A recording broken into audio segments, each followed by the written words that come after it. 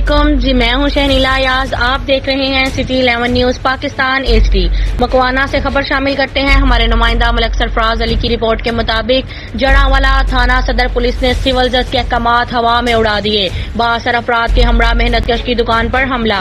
تفصیلات کے مطابق چک نمبر 21 کے رہائشی ماجد علی وغیرہ نے سول جج کیسر ریاض کی معزز عدالت میں پٹیشن دائر کرتے ہوئے موقف اختیار کیا کہ سائل صوبائی گورنمنٹ کا مالک و قابض ہے. معزز عدالت نے سائل کو حکم امتناعی جاری کر دیا.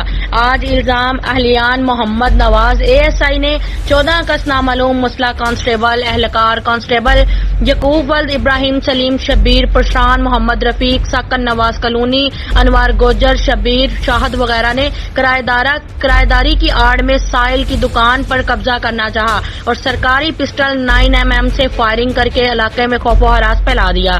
نواز ASI نے سائل ماجد وغیرہ پر چوری کا مقدمہ درج کر دیا اور کہا کہ اگر دکان چھوڑنے پر باز نہ آئے تو جھوٹے اور بے بنیاد مقدمے پہ پھنسانے کی دھمکی دی گئی.